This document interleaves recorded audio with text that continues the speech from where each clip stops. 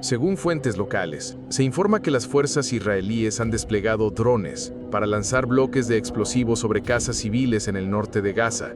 Esta táctica ha generado un gran temor entre la población, que la describe como otra forma de atacar a civiles en áreas residenciales densamente pobladas, que ya han sido devastadas tras meses de bombardeos. Mientras tanto, al menos 47 palestinos, incluidos 6 periodistas, han muerto y decenas más han resultado heridos en nuevos ataques israelíes en toda la franja de Gaza el 25 de agosto. El ejército israelí confirmó que atacó un hospital en Khan Yunis, en el sur de Gaza, pero afirmó que lamenta cualquier daño a civiles no involucrados y que no tenía como objetivo a los periodistas. Israel ha atacado repetidamente hospitales y escuelas en Gaza. Un ataque al hospital Nasser en junio dejó 3 muertos y 10 heridos. En ese momento, el ejército israelí afirmó que había apuntado a combatientes de Hamás que operaban desde un centro de mando dentro del hospital. Por otro lado, en Tel Aviv, manifestantes israelíes con banderas, pancartas, carteles e imágenes de rehenes bloquearon el tráfico en una carretera principal para exigir la liberación de los rehenes aún retenidos en Gaza y el fin del conflicto en la región. Cientos de manifestantes ondearon banderas israelíes y levantaron pancartas amarillas que simbolizan la solidaridad con los rehenes, mientras otros tocaban tambores y gritaban consignas, obligando a los vehículos a detenerse ante la multitud.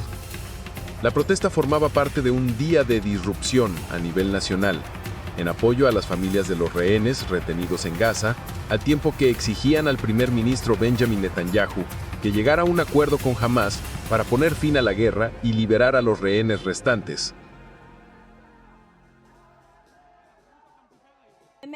Durante 690 días, el gobierno ha llevado a cabo una guerra sin un objetivo claro.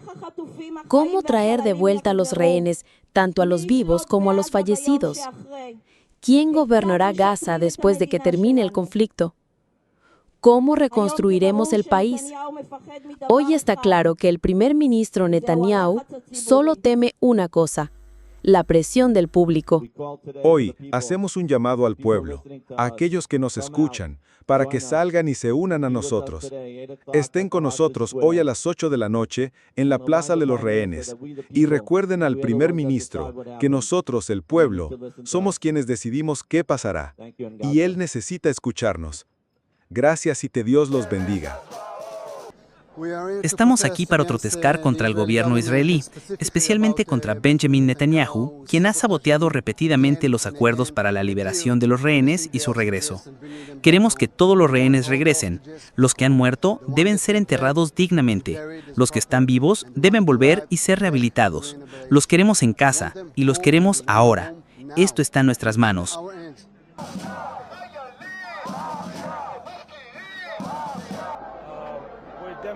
Salimos a las calles para presionar al gobierno a que abandone el plan de volver a ocupar Gaza por 4ª o 5ª vez y en su lugar implemente un acuerdo integral para liberar a los rehenes y poner fin a esta guerra. Creemos que esta guerra ya no tiene un valor práctico. No se puede lograr nada más. Pensamos que el gobierno debería celebrar elecciones y deben hacerlo pronto para cerrar este capítulo.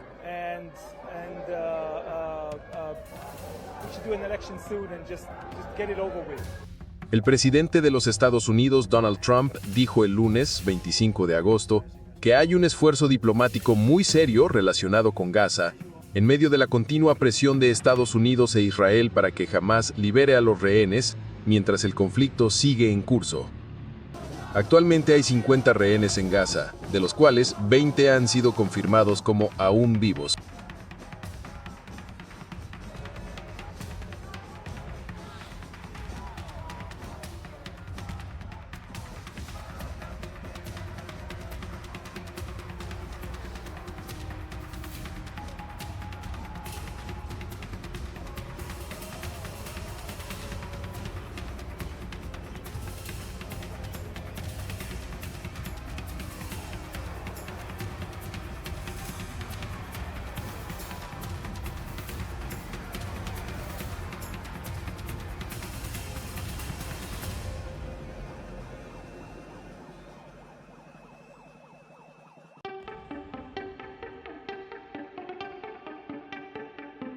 Una vez más, Oriente Medio se ve sacudido por un ataque sangriento en la Franja de Gaza.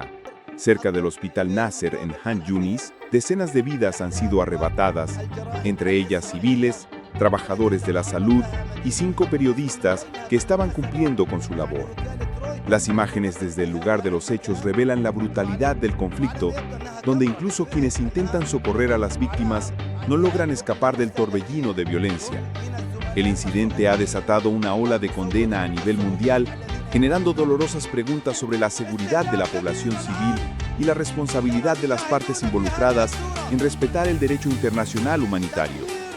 El 25 de agosto, al menos 20 personas murieron, entre ellas 5 periodistas que trabajaban para Reuters, Associated Press, Al Jazeera y otras agencias, en los ataques contra la zona del Hospital Nasser en Han Yunis, en la Franja de Gaza.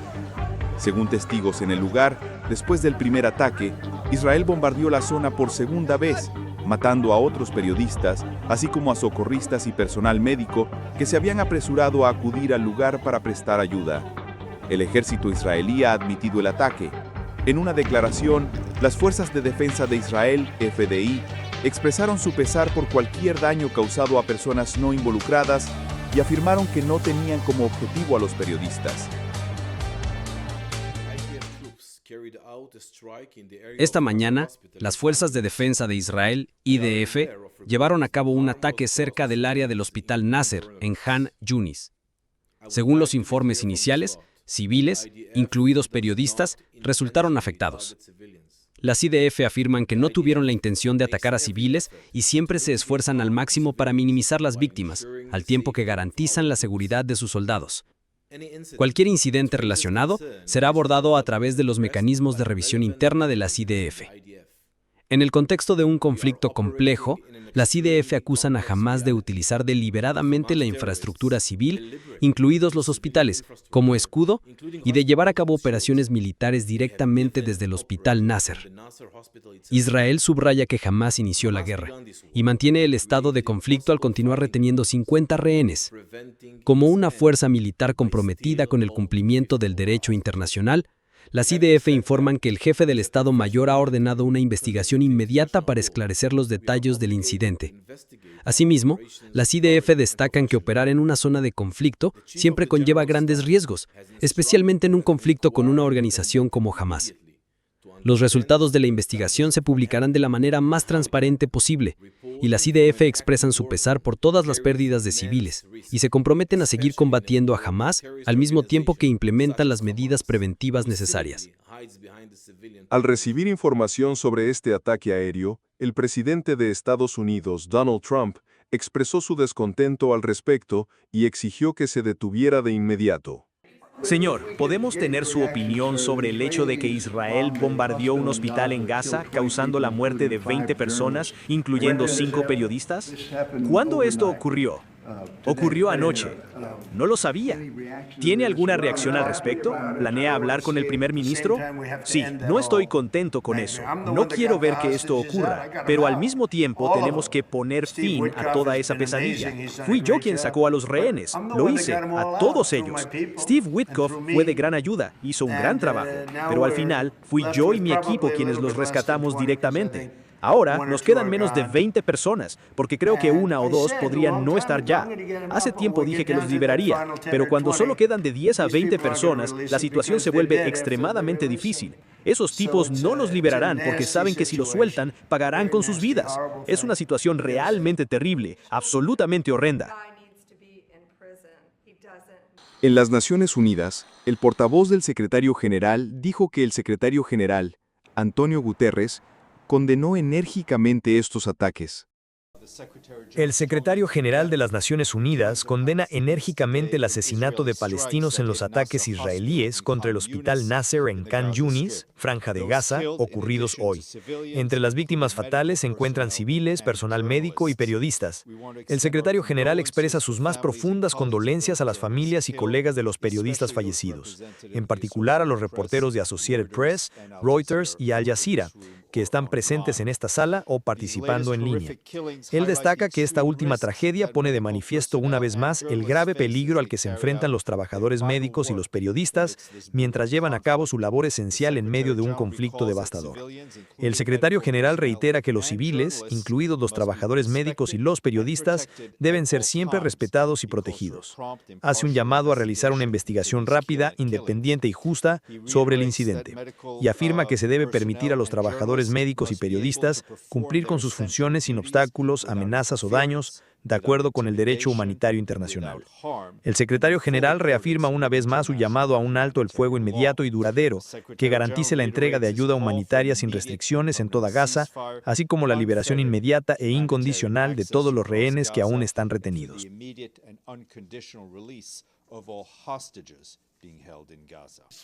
Al menos 20 palestinos, incluidos 5 periodistas, fueron martirizados en el brutal ataque de Israel contra el Hospital Nasser en Gaza hoy. El demente gobierno de Netanyahu continúa sus ataques viles sin pausa para destruir todo lo que represente a la humanidad. Los últimos acontecimientos en Gaza muestran que la espiral de violencia no da señales de disminuir, mientras el sufrimiento de los civiles se acumula cada día. Las declaraciones, acusaciones y reacciones de diversas partes subrayan una vez más la complejidad del conflicto, donde la seguridad de los civiles, el personal médico y los periodistas sigue amenazada cada hora. La comunidad internacional continúa exigiendo un alto al fuego urgente y sostenible, pero la pregunta sobre una solución real para la paz en Oriente Medio sigue sin respuesta. 15.000 soldados venezolanos fueron desplegados en la frontera con Colombia, mientras las milicias venezolanas fueron movilizadas de manera generalizada, al mismo tiempo que Estados Unidos envió buques de guerra al Caribe. Estos movimientos militares consecutivos han llevado a muchos a preguntarse, ¿está la región al borde de una nueva crisis? El 25 de agosto, Venezuela anunció el despliegue de 15.000 soldados en la zona fronteriza con Colombia para reforzar la seguridad y combatir el tráfico de drogas en la región. El ministro del Interior, Diosdado Cabello, informó que la operación se centrará principalmente en los estados de Zulia y Táchira con el uso de drones, embarcaciones, aviones y otros vehículos para patrullar la zona fronteriza. Subrayó que estas fuerzas se desplegaron para fortalecer el control de seguridad y frenar el flujo de drogas a través de la frontera. Entonces, el presidente ha ordenado un refuerzo operacional especial de la operación Relámpago del Catatumbo y la ha ampliado hasta el estado Táchira con la zona de paz número 1. Y ha ordenado en una primera fase un despliegue de 15.000 hombres y mujeres. 15.000 hombres y mujeres en todo el lado venezolano, de refuerzo sobre los que ya tenemos, ya tenemos hasta el límite del estado Táchira. Luego vendrá la zona de paz número 2 y luego la zona de paz número 3. Todo esto es frontera con nuestra hermana Colombia. Decirlo todos los días, porque hay gente que cuesta mucho y esperamos que del lado colombiano hagan lo propio en su frontera para evitar que algún grupo se pueda mover de un lado para otro.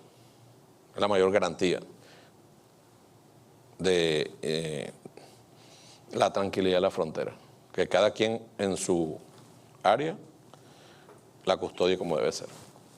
La medida se produce en un contexto en el que destructores estadounidenses están presentes en las aguas del sur del Caribe en el marco de una operación contra las bandas de narcotráfico en América Latina.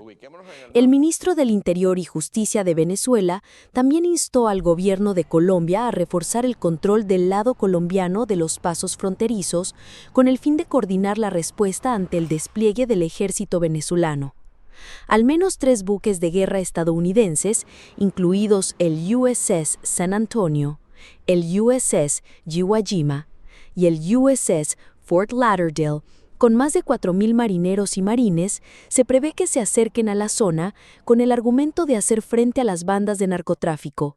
Esta medida ha generado preocupación entre los líderes de América Latina.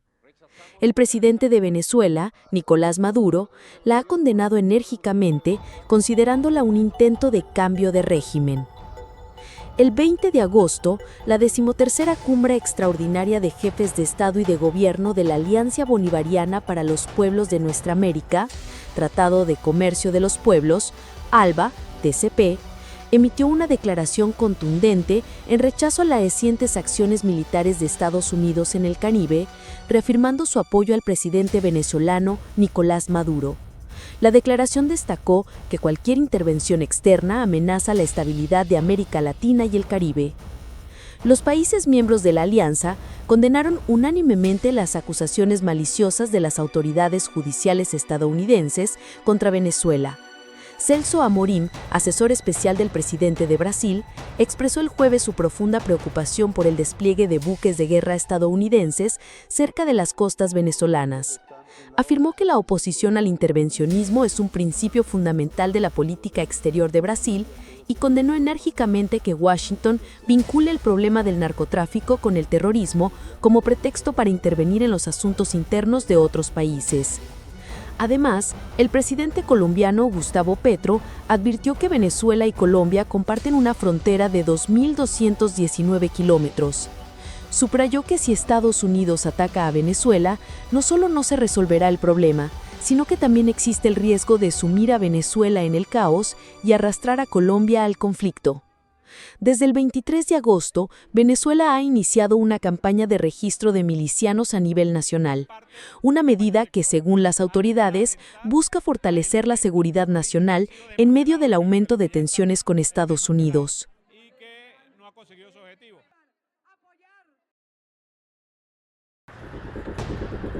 La tensión en Oriente Medio sigue escalando a medida que el conflicto entre Israel y las fuerzas hutíes en Yemen se intensifica. Los continuos ataques de ida y vuelta han causado víctimas y destrucción, al tiempo que muestran el riesgo de que la guerra se extienda más allá de Gaza. La capital, Sanaa, acaba de experimentar intensos bombardeos aéreos, atrayendo una atención especial de la opinión pública internacional. El 24 de agosto, los ataques aéreos de Israel alcanzaron la capital de Yemen, Sanaa, en represalia por los misiles disparados por los hutíes hacia Israel. Al mismo tiempo, los medios de comunicación hutíes informaron que el ataque dejó al menos 2 personas muertas y 5 heridas. Estos son los ataques más recientes en más de un año entre Israel y las fuerzas hutíes en Yemen, reflejando una serie de acciones directas y respuestas, al tiempo que muestran la expansión del conflicto desde Gaza. Los residentes de Sanaa informaron que los ataques aéreos tuvieron como objetivo áreas cercanas al Palacio Presidencial, así como varias bases de misiles, depósitos de petróleo y instalaciones eléctricas clave. Desde la distancia, se podían ver densas columnas de humo negro elevándose desde los lugares atacados. Las imágenes grabadas también mostraron un humo espeso extendiéndose por varias partes de la ciudad, reflejando claramente el grado de destrucción tras la serie de bombardeos. El mismo día, el primer ministro Benjamin Netanyahu se pronunció ante el Gabinete de Seguridad tras el ataque de la Fuerza Aérea Israelí en Sanaa, Yemen. La Fuerza Aérea atacó hoy nuevamente objetivos estratégicos en Yemen. Atacaron el Palacio Presidencial en el centro de la capital y la planta eléctrica de la ciudad. El régimen terrorista hutí está aprendiendo una lección costosa. Están pagando y seguirán pagando un precio muy alto por sus actos de agresión contra el Estado de Israel. Quien nos ataque, lo atacaremos. Quien planee atacarnos, lo atacaremos. Creo que toda la región está tomando conciencia de la fuerza y la determinación del Estado de Israel.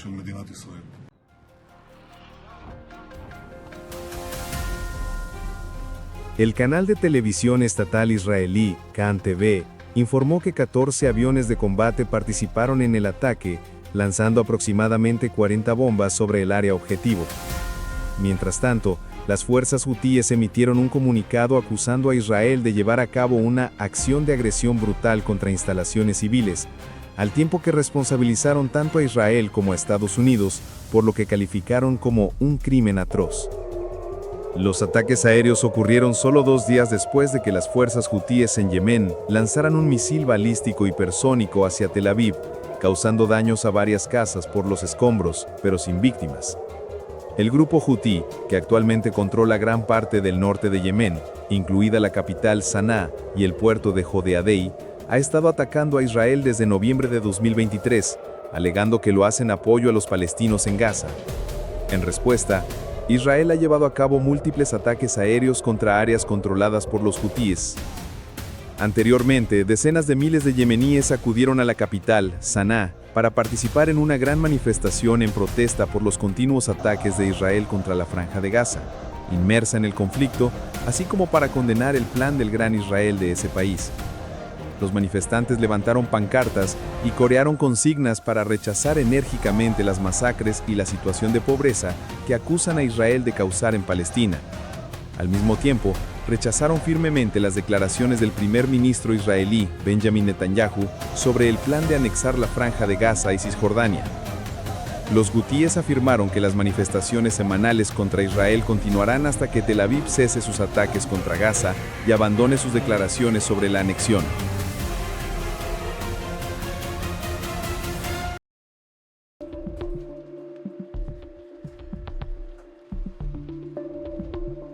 La situación del conflicto entre Rusia y Ucrania al acercarse los últimos días de agosto sigue cargada de tensión. Tanto Moscú como Kiev afirman haber obtenido ventajas en las nuevas campañas, mientras expanden el alcance de sus ataques hacia objetivos estratégicos como depósitos de armas, refinerías de petróleo o puertos marítimos. En medio de la escalada del conflicto, los intercambios de prisioneros y las discusiones diplomáticas continúan, reflejando la lucha entre una guerra feroz y los esfuerzos por encontrar una salida política. El 24 de agosto, Rusia afirmó que sus fuerzas atacaron un depósito de misiles de Ucrania y otros objetivos en las últimas 24 horas, mientras que Ucrania informó sobre operaciones de ataque dirigidas contra una refinería de petróleo y un puerto en Rusia.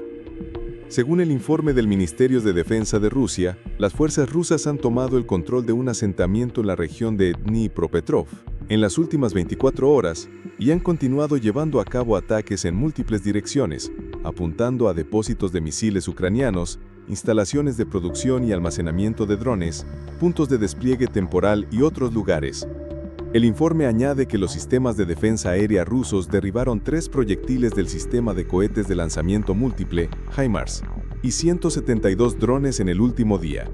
El mismo día, el Estado Mayor de las Fuerzas Armadas de Ucrania informó que hasta la tarde del 24 de agosto se habían producido 85 enfrentamientos a lo largo de los frentes, de los cuales 31 tuvieron lugar en Pokrovsk. En una operación coordinada en la madrugada del 24 de agosto, el ejército ucraniano, junto con la Dirección General de Inteligencia del Ministerio de Defensa de Ucrania, atacó una refinería de petróleo en la región de Samara, Rusia. El alcance de los daños causados por este ataque está siendo evaluado actualmente. El ejército ucraniano informó que sus fuerzas apuntaron a una instalación en el puerto de Ust-Luga, que es el puerto más grande en la región del Mar Báltico y el segundo puerto más grande de Rusia. Por parte de Rusia, el gobernador de la región de Leningrado, en el noroeste del país, confirmó que el puerto de Ust-Luga se incendió tras un ataque con drones. 10 drones fueron destruidos sobre el área del puerto del 24 de agosto por la mañana y los escombros de los drones derribados provocaron un incendio en uno de los muelles. El gobernador informó que el incendio fue extinguido y los reportes iniciales indican que no hubo víctimas. Reuters informó la semana pasada que el presidente Vladimir Putin exigió que Ucrania abandone por completo la región de Donbass, en el este, renuncie a sus aspiraciones de unirse a la OTAN, mantenga un estatus neutral y no permita la presencia de fuerzas militares occidentales en su territorio. En una entrevista reciente, el ministro de Asuntos Exteriores de Rusia, Sergei Lavrov, afirmó que un grupo de países, incluidos los miembros del Consejo de Seguridad de las Naciones Unidas, deberían ser los garantes de la seguridad de Ucrania. El presidente Putin señaló que, durante la reunión con el presidente Trump en Anchorage, ambas partes discutieron cuestiones relacionadas con las garantías de seguridad. Recordó que en abril de 2022, durante las negociaciones iniciadas por Ucrania en Estambul, poco después de que Rusia comenzara su operación militar especial, la delegación ucraniana presentó un borrador de principios orientados hacia un tratado para poner fin a la guerra. Estos principios fueron rubricados por ambas partes. En relación con las garantías de seguridad para Ucrania, Ucrania, el presidente Putin destacó que en la propuesta de la delegación ucraniana se estipulaba la creación de un grupo de países garantes. Este grupo incluiría a los miembros permanentes del Consejo de Seguridad de las Naciones Unidas, Rusia, Estados Unidos, China, Reino Unido y Francia, junto con Alemania, Turquía y cualquier otro país que desee participar. Rusia y Ucrania están llevando a cabo un intercambio de prisioneros en el que ambas partes han intercambiado 146 personas detenidas. Ucrania devolvió 8 residentes de la región de Kursk, Rusia. Esta área fue ocupada por Ucrania en un ataque sorpresa en agosto de 2024, antes de que las fuerzas rusas la recuperaran a principios de este año. Los militares rusos se encuentran en Bielorrusia recibiendo asistencia psicológica y médica antes de ser trasladados a Rusia. En las redes sociales, el presidente de Ucrania, Volodymyr Zelensky, confirmó el intercambio pero no mencionó las cifras relacionadas con el mismo. La tercera ronda de negociaciones de paz entre Rusia y Ucrania se llevó a cabo en Estambul, Turquía, el 23 de julio de 2025. Tras las negociaciones, el asistente presidencial ruso Vladimir Medinsky afirmó que ambas partes acordaron intercambiar al menos 1.200 prisioneros por cada lado.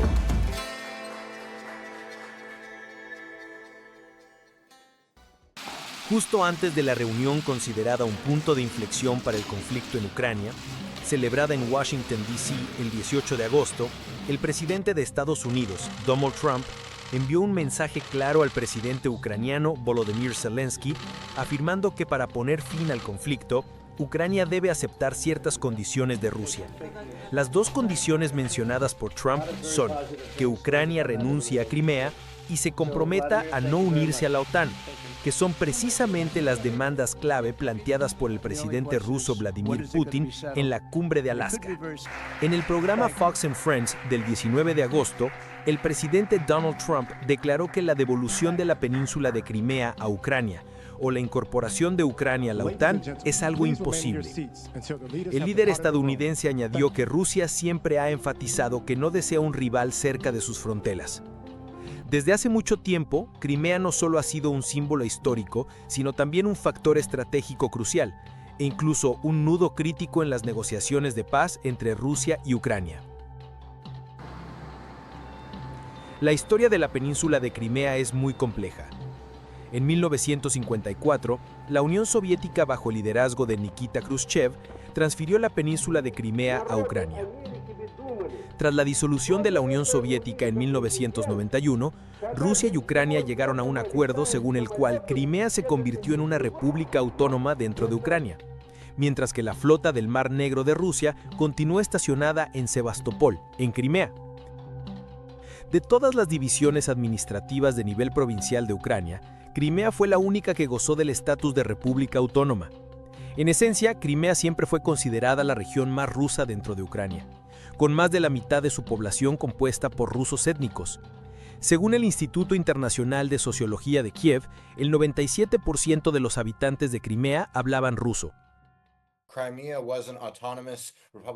Crimea fue una república autónoma dentro de la República de Ucrania y se celebró un referéndum a principios de la década de 1990.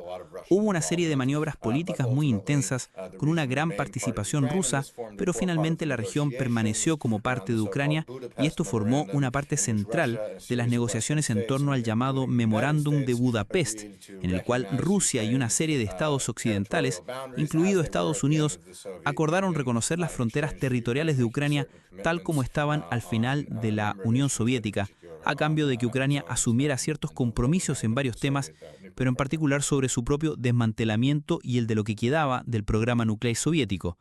Crimea se encuentra en el extremo norte del Mar Negro y en el sur de Ucrania. Desempeña un papel estratégico muy importante en la supervisión de la actividad marítima del Mar Negro.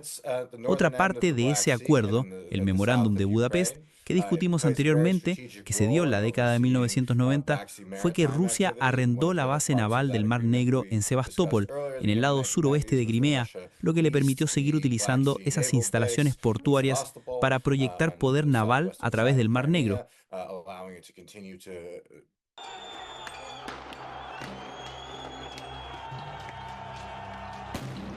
Entre 2013 y 2014, se produjo en Ucrania un levantamiento a gran escala que duró varias semanas, lo que llevó a la destitución del entonces presidente ucraniano Víktor Yanukovych.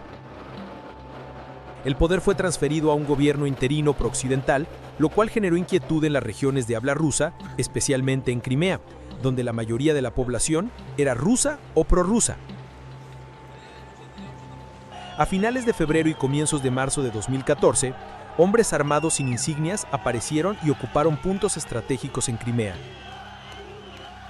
El 16 de marzo de 2014, las autoridades de Crimea organizaron un referéndum sobre la adhesión a Rusia.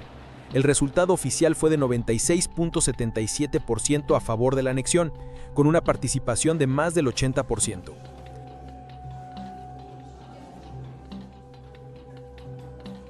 El 18 de marzo de 2014, el presidente Putin firmó el tratado de anexión de Crimea y la ciudad de Sebastopol a Rusia.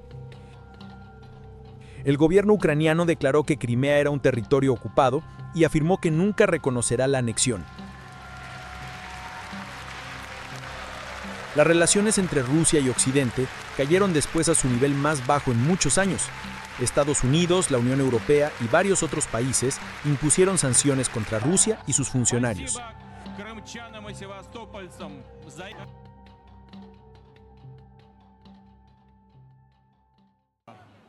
Después de un viaje difícil, largo y agotador, Crimea y Sebastopol están regresando al puerto de origen. En el conflicto actual, Crimea también desempeña un papel crucial. Antes de lanzar la operación militar especial, Rusia desplegó tropas y armamento en Crimea, lo que permitió a las fuerzas rusas ocupar rápidamente gran parte del sur de Ucrania en las primeras semanas de la campaña. Antes de que Rusia iniciara la operación militar, el presidente Zelensky se centró principalmente en esfuerzos diplomáticos para recuperar Crimea, pero tras la invasión de las tropas rusas a través de la frontera, Ucrania comenzó a planificar abiertamente la reconquista de la península por la fuerza.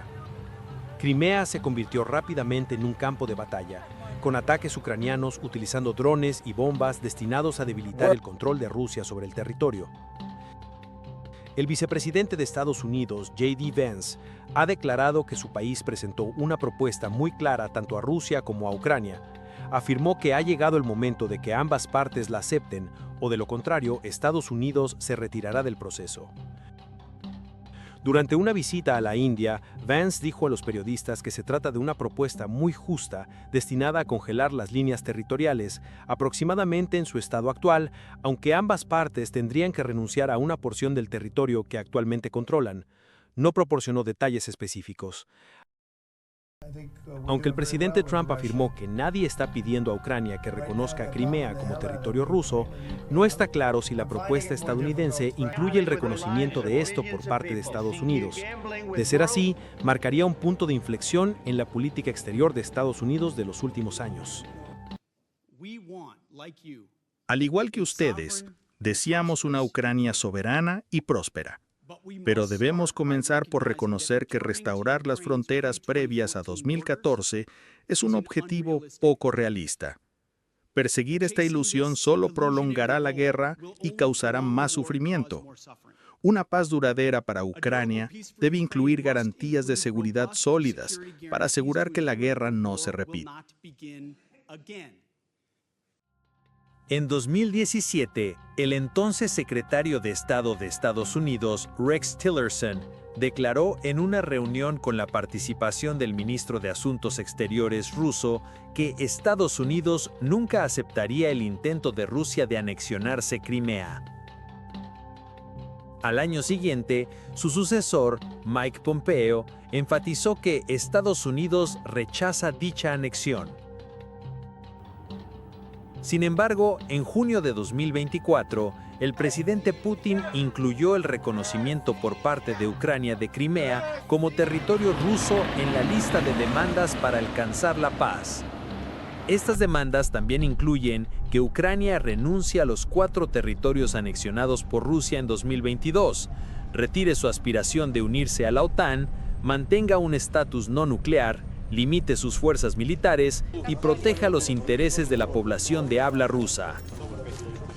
Kiev ha declarado que ceder territorio es inaceptable. Rusia actualmente controla aproximadamente el 20% del territorio ucraniano, incluida Crimea. Crimea no es solo una península, sino también el epicentro del conflicto entre Rusia y Ucrania, con un papel estratégico y simbólico que dificulta las negociaciones de paz. La intervención de Estados Unidos, desde las críticas del presidente Trump hasta la propuesta del vicepresidente Vance, demuestra la influencia de Washington, pero la postura inflexible de tanto Rusia como Ucrania hace que la paz aún esté lejana. ¿Qué opinas sobre el papel de Crimea en este conflicto? Déjanos tu opinión en los comentarios. Si encuentras este video útil, no olvides darle like, compartirlo y suscribirte para mantenerte actualizado con las últimas noticias.